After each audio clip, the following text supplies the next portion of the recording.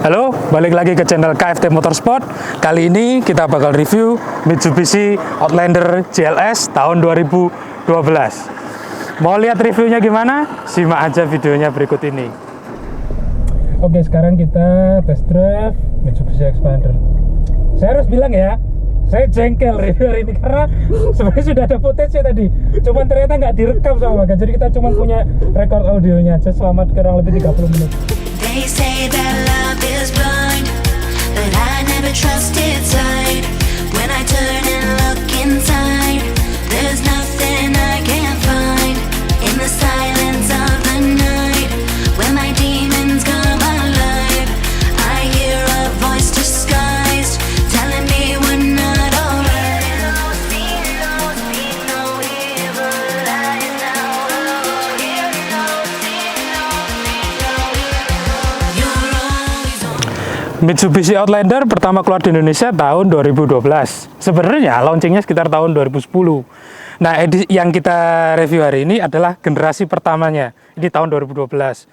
Nah, Outlander di Indonesia punya sekitar, yang pre-facelift ya, generasi 1, sekitar 5 atau 4 trim. Jadi ada GLS, GLX, BX, dan PX Limited Edition.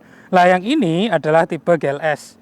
Kurang lebih tipe bawah ya. Jadi kalau ditanya bedanya apa sih tipe yang bawah dengan yang atas?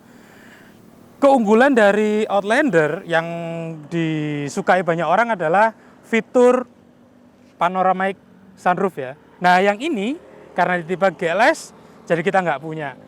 Kalau di YouTube kebanyakan orang review yang tipe BX, berarti tipe paling tinggi, dan ini kita punya tipe yang paling rendah.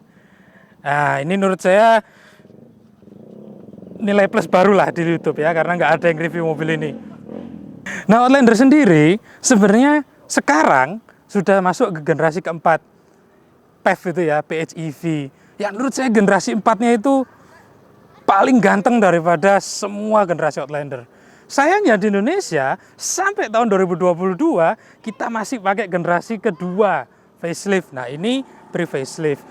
Ciri utamanya adalah ini ya, action guardnya yang moldingnya untuk yang tipe facelift dia lebih kecil.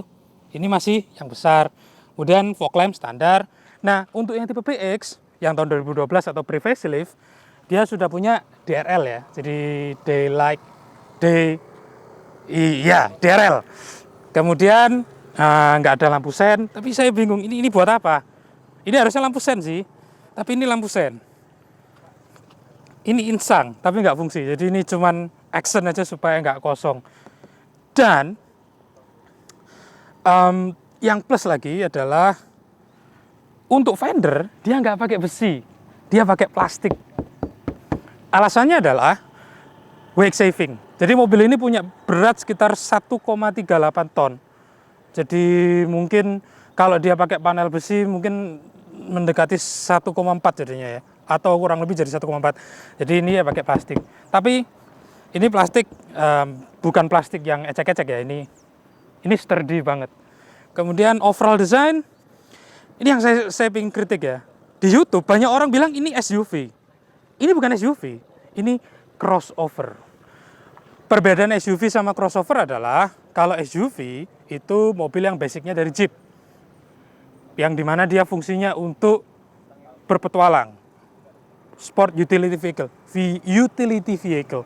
Nah, crossover sebenarnya adalah perpaduan dari SUV, MPV, hatchback, dan sedan. Makanya Outlander sebenarnya punya basic yang sama dengan Lancer Sedia. Jadi ini kurang lebih kayak Lancer yang dibesarkan gitu ya. Jadi ini kalau mau bayangin Lancer itu versi bantetnya gimana ya ini. Ya. Ini bukan Lancer Sedia sih. Generasi Evo 10. Nah, selling point utama dari kita harus pindah ya karena tidak kondusif sama sekali syuting hari ini. Jadi selling point utama dari Outlander adalah grillnya yang berbentuk ini apa bentuknya? Di bukan jajaran kayak trapesium atau segitiga tumpul. Ya, ini segitiga tumpul. Yang mana ini mirip dengan Evo 10 atau Lancer EX dan kawan-kawannya. Dan kalau teman-teman ingat, Outlander pertama kali keluar di Indonesia itu sebenarnya sangat-sangat laris karena dia ngisi pasar yang nggak pernah ada di Indonesia. Crossover, sebenarnya bukan nggak pernah ada, tapi sepi. Crossover pertama yang ada di Indonesia itu kalau nggak salah X-Trail. Kita lihat X-Trail tahun 2003-an, kemudian redup, kemudian Nissan dengan segala masalahnya, jadi keluarlah Outlander. Ya menurut saya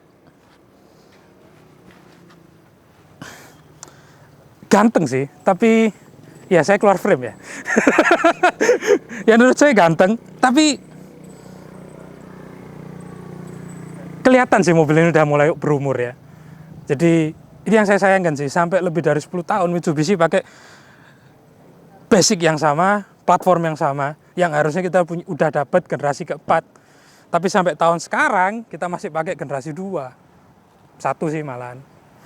Nah, ngomongin bagian depannya, kita lihat ini yang saya paling suka sih, headlampnya mengingatkan kita sama Evo. Jadi ini zaman-zaman Mitsubishi pakai grill yang agresif gitu kan. Terus kita udah punya Pro-G untuk low beamnya, high beamnya masih pakai halogen. Kalau teman-teman bisa lihat di sebelah sini, ini ada marker light di sini. Sebenarnya itu cornering light ya, tapi ini fitur ini dihilangin di sini. Padahal ini fungsi banget cornering light. Fungsinya untuk ketika kamu belok ke sudut yang nggak bisa kelihatan, dia ngasih iluminasi yang lebih baik. Tapi fitur itu dihilangin dari Indonesia. Karena kayaknya orang Indonesia juga nggak pernah merhatiin sih kalau belok kanan kiri, makanya fiturnya dihilangin. Kita nggak punya DRL. Overall sebenarnya saya suka sih depannya, tapi memang kelihatan banget mobil ini udah berumur. Oh ya, saya keluar frame lagi ya.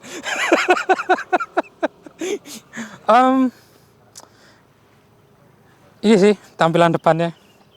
Overall saya suka. Nah, sekarang kita lihat engine bay-nya. Untuk Outlander yang di Indonesia, kita dapat mesin Mivec 4 silinder 4B11. Ini mesin 2000 cc yang menurut saya pas sih buat mobil ini. Tapi mungkin banyak orang Indonesia punya sentimen bahwa mobil di atas 1500 cc itu mobil yang boros. Sebenarnya mobil ini nggak boros-boros banget. Jadi rata-rata konsumsi BBM-nya sekitar 1:12, 1:10 atau rata-rata 1:10 lah ya. Yang mana untuk standar tahun 2010 itu sudah sangat-sangat baik, termasuk sampai sekarang. Mesin 4B11 ini punya horsepower sekitar 150 PS atau mungkin sekitar 145 horsepower yang menurut saya di kelasnya. HRV atau apalagi sih crossover di sini, JX ya, mungkin sama JX sepadan, jadi cukup 150 horsepower. Torsinya kalau nggak salah sekitar 160, mungkin bisa dikoreksi ya sama mas editor. Kita bisa lihat engine bay-nya cukup rapi. Sebenarnya kalau untuk mobil modern dia masih reachable ya untuk dibenahi sendiri. Jadi nggak terlalu banyak plastik yang ribet dan ruwet. Untuk transmisi dia pakai CVT. Nah, orang Indonesia banyak punya sentimen terhadap transmisi CVT karena sebenarnya nggak cuma orang Indonesia sih, di mana-mana CVT itu lemot, CVT itu ribet, perawatannya mahal, dan iya saya rasa iya karena memang CVT sebenarnya bagus digunakan untuk jalan-jalan kota. Jadi iya, namanya Outlander tapi mobil ini nggak akan pernah keluar dari mall. Jadi kita punya transmisi CVT 7 speed. Mobil ini sayangnya bukan all wheel drive. Jadi ini mobil front wheel drive. Jadi kalau kita lihat overall, kita mundur semuanya, ini mobil crossover, niatnya untuk menjelajah alam dan sebagainya, tapi front wheel drive. Kurang lebih begitu. Sangat tidak kondusif sekali ya syuting hari ini. Jadi kemudian hal lainnya sih mobil ini kurang banyak assist ya. Jadi dia cuma pakai ABS, EBD, kita nggak punya traction control, kita nggak punya active stability control. Active assistnya dia masih kurang untuk mobil tahun segini, kurang. Tapi mungkin kita bisa bahas nanti soal harga bekasnya. Sekarang kita lihat ke bodi samping. Oh iya, tambahan sebentar. mobil ini yang kita review ini adalah mobil bekas ya. Jadi untuk mobil expander sebenarnya sangat mudah untuk mendeteksi mobil ini pernah di-repaint atau pernah di-repair bodinya. Kita bisa lihat dari gap, ini mobil ini pernah di-repair. Jadi teman-teman kalau mau cari mobil bekas, perhatikan betul soal garis dan tarikan bodi. Karena mobil-mobil modern lebih sulit untuk dimanipulasi tarikan bodinya ketika sudah pernah di-repair. Kita lanjut ke sebelah. Nah sekarang kita ke bodi sampingnya. Menurut saya, Outlander ini punya tarikan bodi yang untuk di zamannya sebenarnya cukup timeless ya. Tapi lagi-lagi saya bilang mobil ini udah 10 tahun lebih, sudah mulai kelihatan umurnya. Tapi kalau Anda keluar pakai mobil ini, orang masih ngeliat, ya punya duit nih orang. Karena lagi-lagi ini Mitsubishi, jadi jarang orang mau beli Mitsubishi. Tapi di zamannya emang mobil ini cukup laris sih, karena memang dia ngisi pasarnya nggak ada. Jadi di samping kita punya tarikan bodi yang menurut saya ini cukup muscular sekali ya. Sangat agresif tapi nggak berlebihan, nggak kayak mobil sekarang. Jadi subtle tapi pesannya tersampaikan gitu ya. Kita punya spion, ini yang saya suka sih. Untuk mobil seukuran ini, dia punya spion sebesar ini. Dan ini menurut saya nilai plus karena memberikan visibilitas belakang yang sangat baik. Kemudian kita punya roof rail, ini standar. Roof rail itu kurang lebih, sebenarnya harusnya ini ada lubangnya sih, tapi ini kenapa nggak ada lubangnya? Jadi roof rail yang beneran itu sebenarnya ada lubangnya di sini. Fungsinya untuk mengikat barang ketika Anda taruh barang di atas. Yang saya punya pertanyaan adalah, kalau ini adalah versi PX yang pakai apa itu namanya, panoramik, berapa banyak barang yang bisa ditampung di atasnya sebelum kacanya retak? Kemudian kita lanjut ke belakang, tarikannya masih sama. Biasanya mobil modern itu punya masalah di proporsinya. Nah mobil ini sebenarnya kalau kita lihat dari seluruh angle, proporsinya benar-benar baik. Jadi menurut saya mobil modern harusnya bisa bikin mobil kayak gini lagi. Kalau kita lihat kembali ke masa lalu, mobil-mobil zaman dulu proporsinya selalu bagus. Kamu lihat dari samping, kanan, kiri, kelihatannya proper. Termasuk mobil ini. Jadi ya menurut saya cukup baik lah ya. Ya mobil ini proporsinya cukup bagus. Dia punya velg ring 17 215 70 ring 17, tapi yang ini bannya 21560. Jadi harusnya 21570. Banyak yang bilang sebenarnya velgnya kurang proporsional sih, tapi menurut saya ini udah pas sih. Ya kan? Jadi karena image-nya dia Outlander ya kan, mobil yang menjelajah alam. Jadi proporsinya udah bagus, tapi banyak yang bilang harusnya kasih ring 18 atau 19. Mungkin kita bisa pindah ke belakang sekarang. Posisi paling enak lihat mobil itu di belakang, karena saya paling suka lampu belakangnya ini. Kayak Evo 10 tapi lebih bagus dari Evo 10. Ya, jadi kita punya molding di sini. Untuk yang versi facelift yang generasi 2, moldingnya lebih kecil ya. Jadi lebih banyak warna bumpernya ketimbang moldingnya ini. Untuk yang versi PX sebenarnya lebih besar sedikit kalau nggak salah seingat saya daripada yang ini. Bagian belakangnya cukup subtle, nggak terlalu banyak ornamen, nggak terlalu banyak, itu cuma tulisan Outlander Sport. Ya, jadi orang tahu mobil ini sport. Ya kan? Sport. Harusnya di sini ada emblemnya. Cuman untuk yang selain tipe PX kalau nggak salah seingat saya tidak ada emblem. Jadi orang nggak bisa tahu kalau kamu beli mobil tipe paling bawah. Kecuali kamu beli tipe paling atas. Di belakang kita punya spoiler standar, kita punya high mounted LED ya, standar. Kemudian wiper belakang standar. Kita buka bagasi. Jadi bagasinya sudah nggak pakai engsel ya. Untuk openernya udah nggak pakai engsel, dia udah pakai elektrik ya. Jadi ini elektrik opener. Kemudian tidak ada kamera belakang. Untuk tipe PX dia udah pakai kamera belakang. Kemudian kita lihat bagasi. Nah sekarang kita ada di bagasi. Sebenarnya untuk mobil ukuran segini, banyak beberapa reviewer yang saya lihat bilang bahwa mereka kurang puas dengan ukuran bagasinya. Tapi menurut saya ini udah cukup sih untuk mobil segini. Cuman emang minusnya adalah karena minus tapi plus ya, karena jangan diperhatikan bannya karena ini pecah. Kita punya ban yang full size ya, jadi bukan spare saver, bukan velg kaleng, full size ya. Jadi ini velg yang sama dengan keempat roda lainnya. Jadi kita punya itu, kita punya basic toolkit untuk derek, untuk tow hook, dongkrak dan sebagainya. Kemudian ada beberapa cubby space di sini untuk nyimpen barang. Satu hal yang hilang sebenarnya dari pemandangan Anda di belakang sini adalah tray di belakang. Jadi ini ada tray-nya harusnya. Cuman mungkin sudah hilang ya sama pemiliknya yang dulu. Jadi bayangkan aja ini ada tray-nya. Pakai imajinasi Anda. Kemudian, bentar Van. Jok ini sebenarnya bisa dilipat rata ya. Anggap aja ini rata karena ini ada barang. Bentar. Oke, jadi ini sebenarnya bisa lipat rata. Cuman karena ban serep di sini lebih tinggi, jadi lantainya nggak bisa rata. Jadi ini yang jok ini juga bisa split 60-40, bisa rata lantai. Tapi ya kurang lebih begitu. Nah, ada fitur yang saya sebenarnya cukup suka dari mobil ini. Sayangnya jok ini nggak bisa resetel ya, jadi ini fix. Nah, bentar. Halo teman-teman. Jadi di sini ada porthole kecil, peephole kalau orang biasa bilang. Fungsinya untuk ngambil barang dari depan ke belakang. Nah, sekarang kita review interiornya. Jadi impresi pertama adalah luas. Saya besar ya, lagi-lagi. Cuman karena pantat saya sangat besar, jadi mobil ini terasa saya sangat tinggi di mobilnya.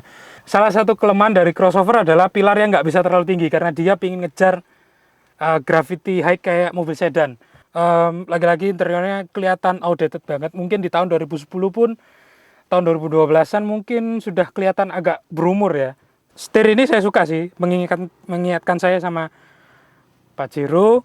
Kuncinya untuk tipe PX kita udah pakai, dia udah punya fitur keyless entry. Kedua pakai start stop button, jadi belum pakai kunci manual. Tapi saya lebih suka pakai kunci manual.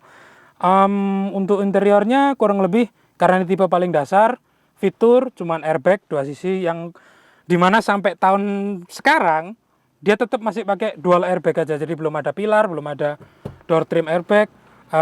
Kemudian kesan interior menurut saya cukup terkesan mewah sih untuk joknya terutama ya, motif kulitnya kemudian kelihatan tebel banget. Banyak soft touch pad di sini. Untuk penyimpanan saya rasa standar, nggak terlalu banyak.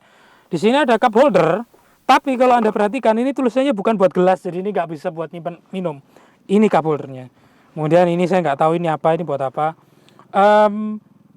Perbedaan antara tipe paling tinggi dan tipe paling rendah kayak ini ada di beberapa action di klaster tengah utamanya. Untuk yang tipe PX, ingat saya ini silver warnanya. Untuk yang tipe facelift, ini ada action karbonnya. Jadi ini kelihatan banget, ini polos sekali. Nah, untuk tipe PX, ya tipe paling atas, ada sedikit perbedaan juga di shifter. Jadi untuk tipe PX, shifternya dia pakai stainless apa aluminium gitu. Yang ini lebih standar ya, lebih bentuk standar shifter. Kita masih punya handbrake, kita punya storage di sini, armrest sama storage. Menurut saya cukup. Untuk mobil di zamannya dan mobil di kelasnya, mobil ini sebenarnya punya banyak opsi yang menurut saya cukup menarik gitu ya. Karena kalau dengan kekuatan editing nanti Maga bisa nunjukin di mid display ini ada banyak informasi tentang mobilnya. Jadi kita punya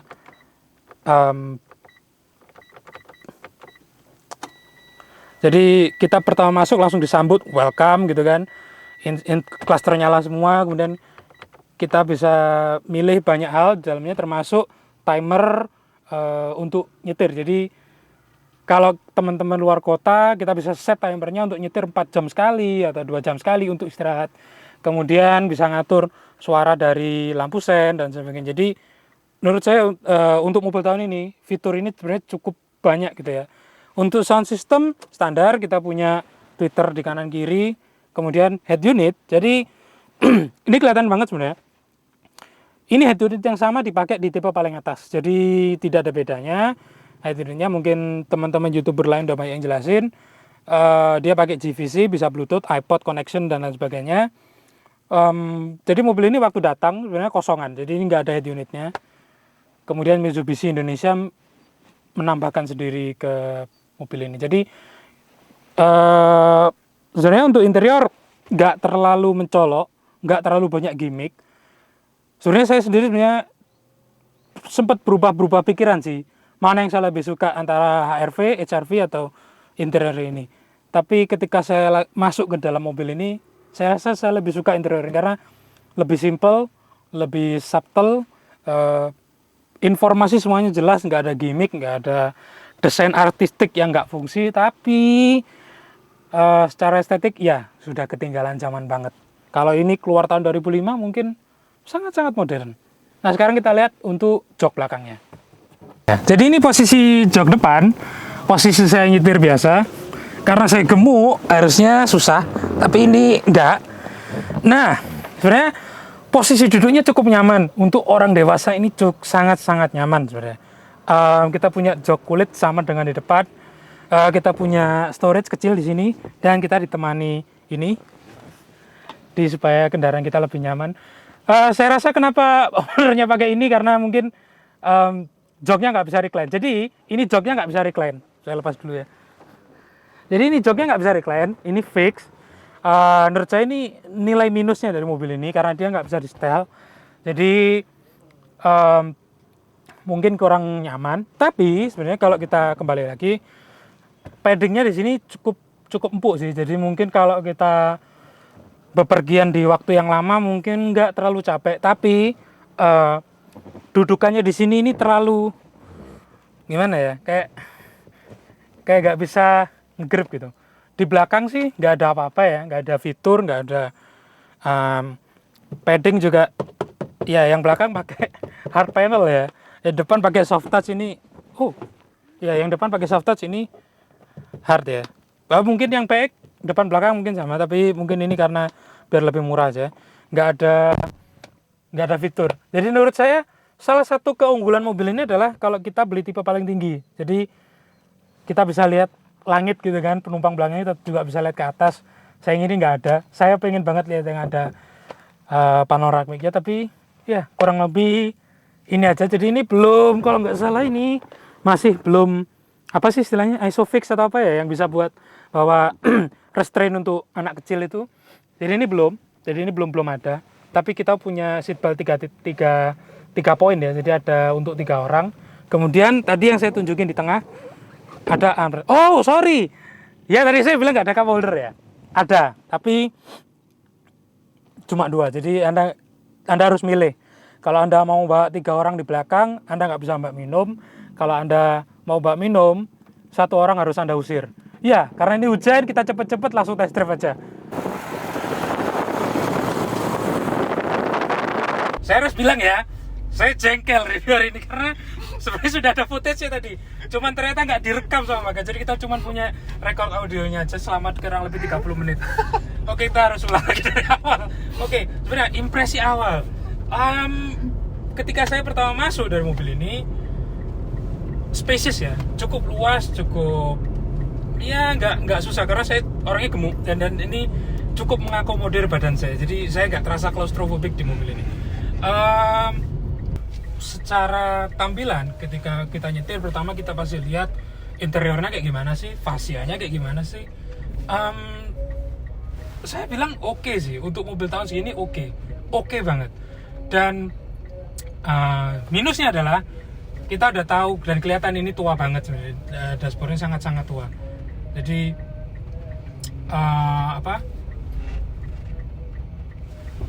Bentar ya, saya putar balik. Jadi dashboardnya kelihatan sangat-sangat tua banget. Selama saya nggak memalingkan mata saya ke sini, saya rasa oke. Kemudian untuk cluster, saya rasa oke. Semuanya mudah dibaca, semuanya sangat simple, tidak berbelit-belit, tidak seperti mobil-mobil pada umumnya atau rivalnya mungkin menurut saya. Kemudian impresi pertamanya adalah mobil ini CVT ya. Jadi dia punya CVT 7 speed. Minusnya adalah dia kurang mau untuk kita ajak aggressive driving. Jadi dia sedikit resistance kalau kita ajak driving keras. Tapi kalau kita untuk urban driving atau nyetir di kota-kota, untuk manuver di kota, sebenarnya sangat-sangat cukup. Karena ini pun saya cuma pakai sekitar 1200-1300 rpm mentok 1500 dan kita udah bisa jalan 50 sampai 60 km per jam. Lagi-lagi kalau kita bilang, ada yang tanya fuel consumption-nya berapa? Untuk mobil 2000 cc, mobil ini fuel consumption-nya lumayan nih, karena perbandingan rasio sekitar 1:12. Jadi untuk sejenak saya lupa sih mobil ini cc-nya 2000. Saya lebih ngerasa kayak mobil ini cc-nya 1500, kurang lebih segitu. Yang jelas impresi pertama yang saya dapat adalah mobil ini kerasa banget gedenya.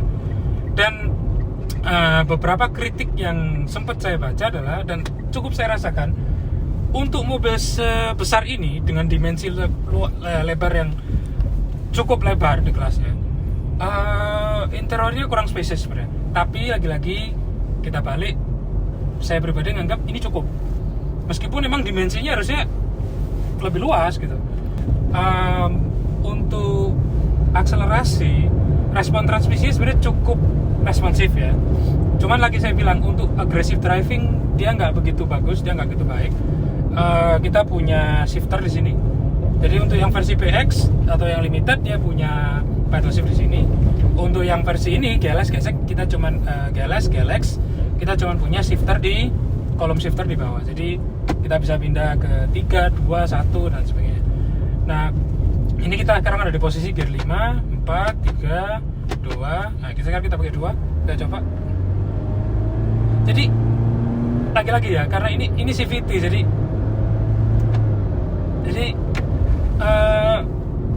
artificial shiftingnya kurang bagus sebenarnya.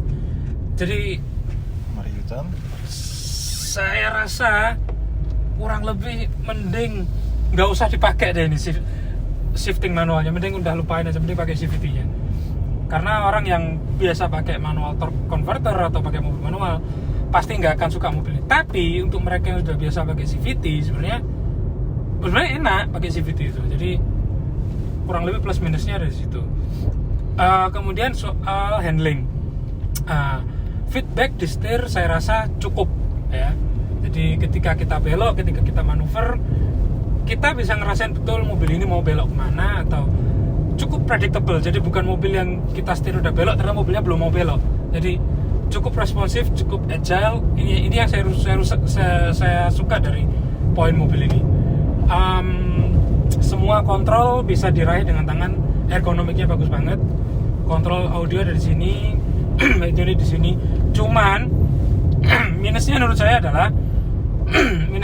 adalah ada di cluster AC ini ya, HVAC-nya ini menurut saya ini cukup mengganggu, karena kalau kita nggak hafal posisinya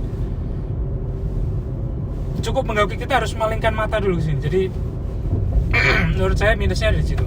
Tapi overall semuanya oke. Nah, pertanyaannya adalah apakah mobil ini worth to buy untuk mobil bekas di zamannya? Saya bilang yes, worth to buy. Kenapa? Dengan mobil ini harga bekasnya sekitar 120-an. Anggap kita mulai dari harga 120 juta. Untuk tahun yang tipe pre-facelift sekitar 120 sampai 140 jutaan ya.